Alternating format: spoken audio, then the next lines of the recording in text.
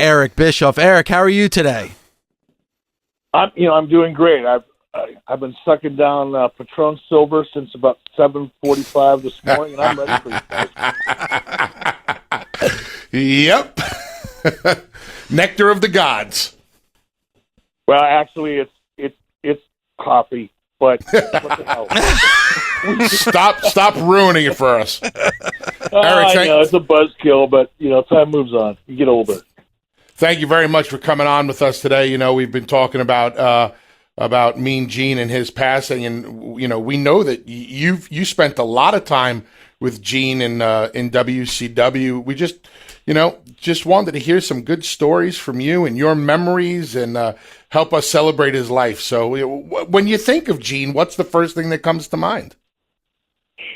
Ironically, much different than probably what comes to almost everyone else's mind, right? I first came across Gene Okerlund in the AWA long before he went to WWF. And Gene was the guy, for Verne Gagne, and some of the most classic interviews. And I know if WWE decides to do a, best of Mean Gene Okerlund, DVD or whatever, it's going to be like a 4 or 6 episode series because he had so much good stuff. But long before he became known as Mean Gene Okerlund in the WWF, he was Mean Gene Okerlund in the AWA. And I was watching him when I was, 16, 17 years old and a wrestling fan. And some of the classics he used to do with like Mad Dog Vachon. And if you Google it today, you'll find all kinds of it out there. But, he did this classic interview where he was on set and Mad Dog Vachon was building a coffin, getting ready for his match coming up. And Gene was in that. And it was just so amazing. And for me, having worked in the AWA and understanding how non-scripted everything was, these guys, these classic interviews you'll see from The Crusher or Mad Dog Vachon or Baron Von Raschke or some of the, Nick Bockwinkel, that stuff was all improv, boy, and there's a difference. And that's what I think about. It's just what a freaking artist Gene was at his job, because he was a classic straight man. Nobody was better. Eric, Bully and I were talking about that yesterday when the news first broke that he had passed, and we were talking about his career in the AWA. And I remember, as a fan, the end of 1983, it was when there was the mad exodus and everybody was leaving and jumping ship off the AWA. And I said one of the biggest losses, Dr. D, Jesse Ventura, Hogan, was Mean Gene Okerlund. And I know you started working with the AWA, I guess, around 1987, which is only about 3.5 years after he left, but it was a completely different company by that time. Yeah, I mean, I was thinking about that as well. It's ironic. You had Mean Gene Okerlund, who jumped ship and went to the WWF, and then, the AWA announce staff kind of went completely downhill after that, beginning with Roger Kent and ending up with me. Or Larry Nelson, not Roger Kent. I'm sorry, Larry Nelson. So yeah, it was Mean Gene Okerlund, basically Larry Nelson, and then me, and then AWA went away. But it is ironic. But you think about all the just top talent that really learned their craft in the AWA. Mean Gene Okerlund, Bobby Heenan was already great, but Jesse the Body Ventura, so many of them, Hulk Hogan included, long before not long before, but before he became Hulk Hogan in WWF, he was Hulk Hogan in the AWA. Yep. And if you talk to Hulk, he will attribute much of his character that became famous in WWF. But in terms of where that character was created, refined, and perfected to a degree, Hulk will tell you it was Verne Gagne in the AWA. And Eric, it's funny when you say that, and you can go back to the network and watch a lot of this now, but there was Hulkamania in the AWA. Like a lot of fans probably remember all of that being created in early 1984 with the WWF, but that stuff was going on, and Mean Gene was by his side interviewing Hogan at that time. So you're so right. That all was created and started in the AWA.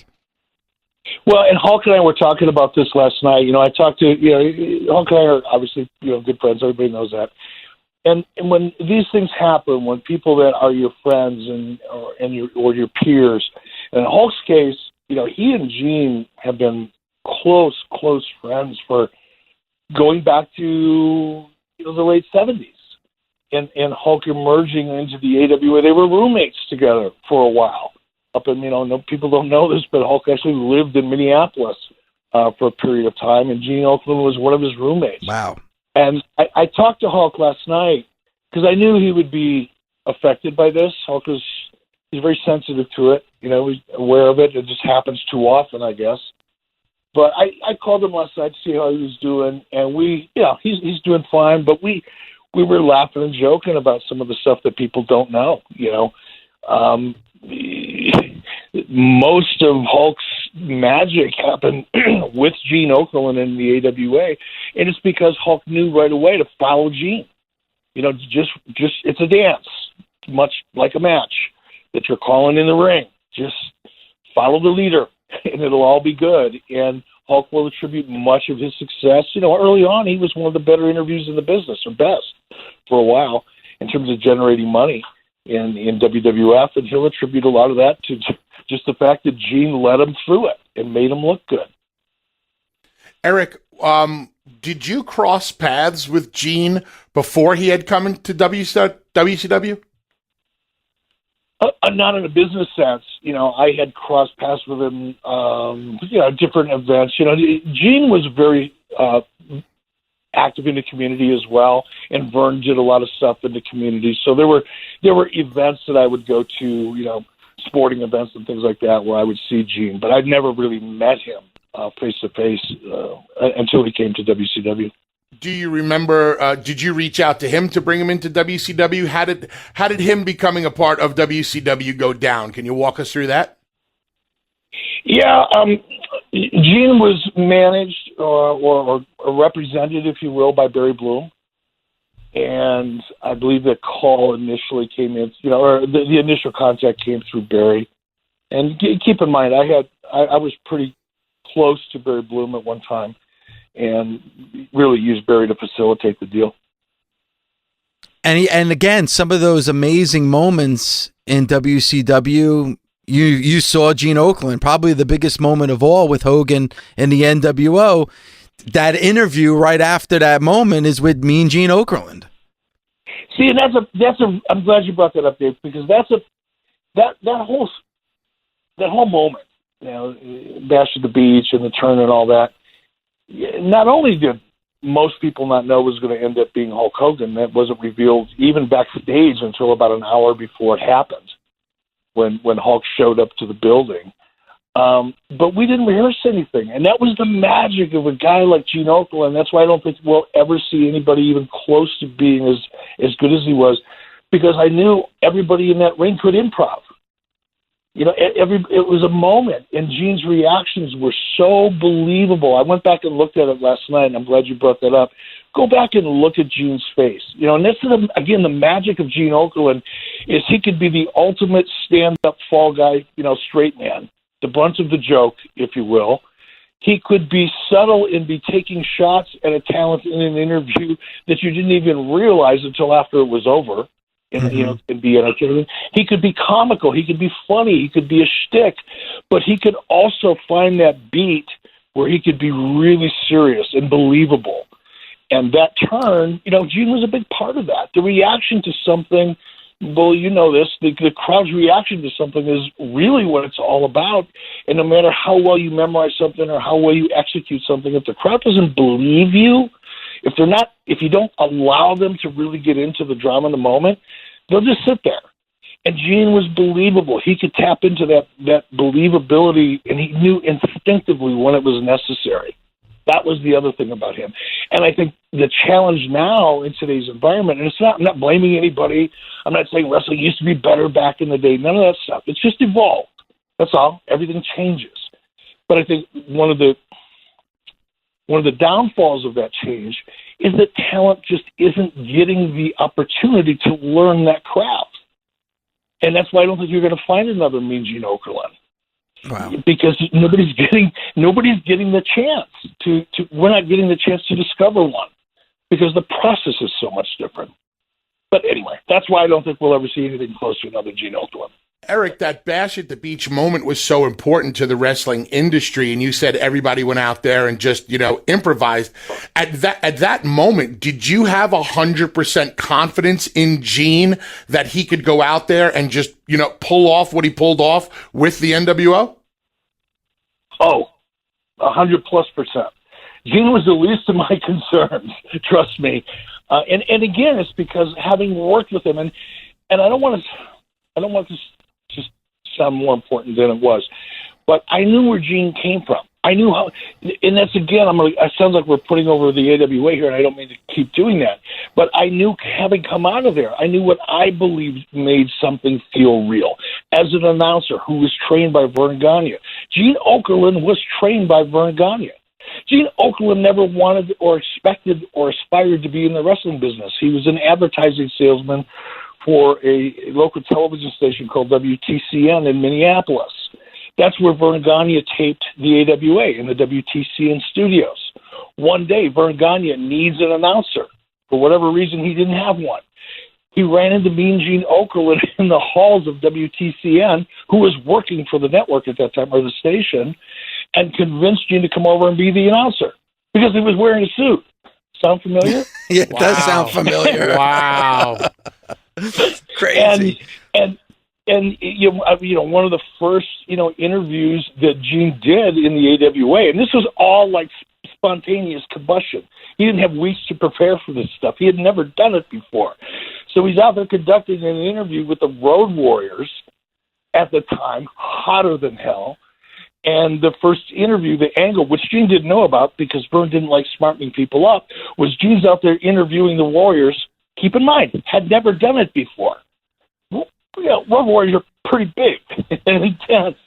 During the course of the interview, unbeknownst to Gene, Vern wanted a couple guys to jump the Road Warriors from behind during the interview, but he kayfabed Gene. Welcome to the wrestling business, kid. Crazy. That is an amazing story. And when you talk about, and Bully asking about that moment at Bash at the Beach, and you're saying about the last thing you were worried about was Gene Okerlund because he was such a professional. I know as a fan watching that moment, Gene Okerlund was the perfect person because, like you said, that was Hogan's dance partner throughout those years in the AWA and the WWF. It was Gene Okerlund. So when I think of those, say your prayers and eat your vitamin moments of Hulk Hogan, I think of Mean Gene Okerlund. He was the perfect person to have by the side of Hogan during that moment. Well, and he had the instincts. And that's what that's the hard thing. You can't teach an instinct. You can teach a skill, you can teach a technique, you can teach a lot of things, but you can't teach instinct. In my opinion, that's the God-given gift that either you have and you build upon, or you don't have, and no matter how hard you try, you're never really going to break out of the pack. And Gene had that instinct, and he knew when to react and how to react without even having to be told. And I just can't put him over enough. Eric, when was the last time you got to see Gene? I saw him this summer. I was at an event. Can't remember the name of the event, but it was at an event up in northern Minnesota. And I got up there. Bruce Pritchard and I were both there for this event. And we got up there the night before, and of course Gene came in that morning because he has a cabin in northern Minnesota, and he went up there every summer to spend time at this cabin because Gene was originally from Minnesota. And ran into him at this event, and he looked tough. His hands were swollen. He had 3 kidney transplants. He had a lot of other things going on, and he was 76 years old. So it was obvious that he wasn't feeling well. He was having a real hard time getting around. I was talking to Hulk about this last night. He was having a blast.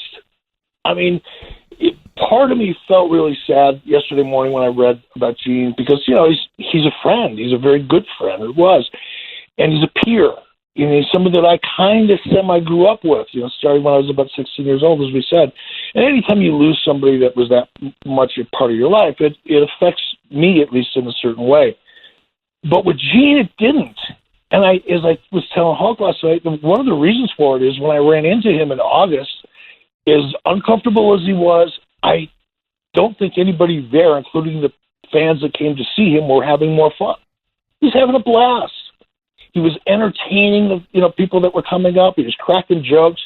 He was Mean Gene Okerlund in front of those people, and I think that gave him so much joy to be able to do that and reconnect with that character of Mean Gene Okerlund. He was having an absolute blast, and of course we had a couple cocktails together that night and relived some old AWA stories and things like that. But it was, as I told Hulk last night, the thing that makes me smile, as ironic as that sounds, is knowing that man lived a really, really great life and he enjoyed it to the fullest.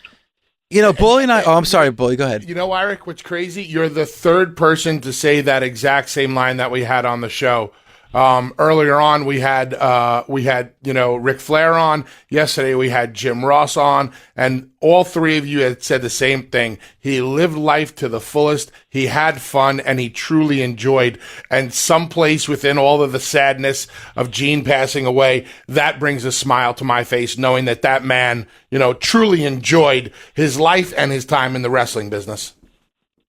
Yeah, and Corey Graves actually tweeted something out yesterday. I'll have to paraphrase it because I didn't memorize it, but it was essentially, look, sorry to hear about Gene Okerlund, but let's not be sad. Let's be, grateful for the time we had to spend with him and knowing this guy lived a full, happy life. Something to that effect, and that really set the tone for me because it's true.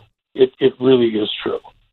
Is that the one thing that may be missing from pro wrestling right now? Is the word fun? Because it does seem when you watch those old AWA shows, the WWF, it does look like everyone's having fun. And you did mention about, the true emotion in moments like those, the non-scripted promos. But is fun also missing? I think fun is defined, it's in the eye of the beholder, I guess. Fun, it's a really interesting topic. Maybe someday we'll do a show just about that with you guys. But, I think one of the reasons people like me and maybe even younger Bully, we look back at what was the peak of our own careers or the peak of our own relationship with professional wrestling when it was at its absolute max. And that's, I don't know, consciously or subconsciously, we all go, oh, that was the best time in wrestling. Well, it was for you. But the perspective changes. As you get older, as I get older, I'll talk about myself. As I get older, my perspective on what made wrestling important to me or fun for me changes as I mature and look at things differently and learn more, really. And I think that happens a lot. I think for kids that are going to WWE arenas right now, I think for the millions of people that are watching it, I think the fact that the audience is getting younger, not getting older, these are all really indications that people are having fun. They're just appreciating a different kind of fun than perhaps we did when we look back at the stuff that we were really most impressed by. It's a really good point, Eric, and you could probably say that about music, TV, movies, anything. It's where your emotional connection lies. I think that's a great point by you.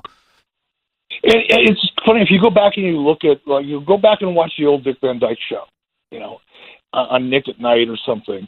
And you look at that, and it's as a television producer, I look at it one way, and as just somebody who grew up with that stuff, it's nostalgic, and I look at it from that angle. But there was some really good comedy there. I mean, the talent was definitely there. But if you tried to produce that show today, using some of the same formulas that they used back then, it wouldn't last 3 minutes. It wouldn't get out of a boardroom to make it to TV. Because everything changes. Humor changes. Our expectations of what's acceptable to laugh at changes. I mean, it's changing every day. Yeah. I got to check into the news to figure out what I can talk about and what I can't. It's everything changes. But it's all good. Eric, just talking about... Everybody should be happy. Sorry. Just talking about the word fun for a second. Before you had come on, myself and Dave were talking about your extensive history in the wrestling business and the wealth of knowledge that you do have. Is there a time where, have you been able to look at yourself in the mirror yet and say, this is the most fun I've truly had? And I know the generic answer is everything has been fun and everything has been great, but has there ever been a moment in time, a certain year or an era when you can say, man, that was so much fun? Yeah, and I have thought about that a lot, just kind of walking through my personal archives, in moments. And I don't want to make it sound like I'm sitting out on my front deck in a rocking chair, looking at my wife go by. Now, that would be me on Saturdays and Sundays, but go on. but oftentimes, because I'm asked about certain things, I force myself to go, what really was the most fun for me? Was it, Bash at the Beach, 96, when Hulk Hogan turned? What was it? And I think there were two periods that are really competing, and it would be hard for me to pick. One would be when I got the job in the AWA. I mean, that was like, I had more fun doing menial tasks than any adult should have, because I was just excited to be in the business. I was excited to be getting a chance to work with and have an office down the hall from Wahoo McDaniel and Ray the Crippler Stevens, and I'd see Nick Bockwinkel 3 times a week. And oh, by the way, Vernon Gregania became friends, and we started going out on hunting trips together. And I never even intended to try to get a job there. So I was kind of like walking on clouds for a long time just because of the change in direction in my life. I went from, being a salesman for a frozen food processor to walking up and down the hall chatting with Wahoo McDaniel. Right. So, yeah. Really quick, Bully, can I play fanboy for a second, Bully? Go ahead. Eric, do you have a good Wahoo McDaniel story that you could share with the Busted Open Nation? It doesn't have a big payoff, but one of the more interesting weekends I've ever spent in my life, I spent in a little town on the far west side of North Dakota called Newtown, North Dakota. Now, in Newtown, the main street runs east to west, right through the middle of a town. It's a very small town. On the north side of that main street is an Indian reservation. On the south side, we're all farmers and ranchers. So guess what happened on Saturday night? Where all the bars are lined up on both sides of the streets. There's an Indian side of the street, Native American side, and then there's the everybody else side. So Greg Gagne, my brother, Mark, myself, and Wahoo decided to go to Newtown, North Dakota, and do some pheasant hunting. I'm going to make this really short because I've kept you guys on too long anyway. The night starts out, in downtown, and Wahoo, he was like Elvis on this Indian reservation, bigger than Elvis. Of course, we were the only white guys, Greg and I and my brother, who were able to venture over onto the Native American side. And then Wahoo is one of the only Native Americans that was willing to step over on the everybody else side. So we spent the night going back and forth. Long story short, we lost Wahoo sometime during the middle of the night. We couldn't find him. We finally had to go driving around that Indian reservation because he ended up spending the night with one of the natives, Native Americans on the res. And going and having to knock on the door looking for Wahoo was an experience unto itself. Awesome. Thank you. Appreciate that. Well, Eric, before Dave, went into business for himself and rudely interrupted you, you said the AWA was one of the most fun times. And what was the second one you were going to mention? Hard for me to put an exact date on it, but during the Bill Watts regime, if you will, I had made up my mind I was going to leave WCW. Was already making moves to do some. I had sold a television show to Fox Network. Went back when he had a Fox Kids channel. So I was on my way out the door because I was like everybody else. I was pretty miserable. When Bill Watts got let go, and there was a transition when Bill Shaw from Turner Human Resources came in and told everybody in WCW that Ted Turner was going to give it one last shot, and they're going to become a television company, and they were going to hire an executive producer to look at the product from a television perspective and not a wrestling perspective. At that point, I threw my name in the hat. The rest is history. We know that. But when I got that gig, and I began to assume the responsibility of turning WCW around, which everybody thought was insane. You know, almost everybody that worked for me thought it was insane. Clearly, all the dirt sheet writers thought it was insane because I didn't have any, real experience in their opinion. I had nothing to lose. And in that moment, and I don't care what it is, if you get to the point where you truly believe in your soul, you've got nothing to lose. What you really don't have is fear. You have no fear because there's nothing to lose. There's nothing at risk. And I had nothing to lose, and I had no fear. And that is a feeling of freedom, particularly in a corporate type of an environment. I don't even think that will ever happen again. But for me, it was like the most freeing moment I've ever experienced in my adult life. And it was a rush. It was like, take risk. Think of another risk. Take that one. If that one doesn't work, take another one. And to be in a position to try to turn the company around when you have that kind of support behind you, like I did with Ted Turner, pretty awesome. Tough to beat.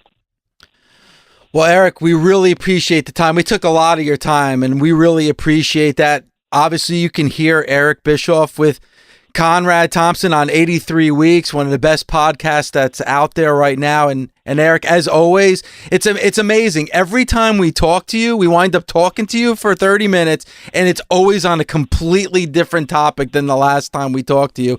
And we still, Bully, haven't got into TNA with Eric Bischoff. Maybe we could do that the next time you're on. Oh no! Yeah, me and Eric are saving that one. That's the nuclear bomb we're gonna roll into the room one day. As soon as the statute's up on whatever thing Eric signed where he can't talk about it. Well, I look for it. I'll put my boots on, my helmet, my mouthpiece, and we'll have a great. Sounds good. Eric, thank you again for the time. We really appreciate it. All right. God bless, guys. Be well.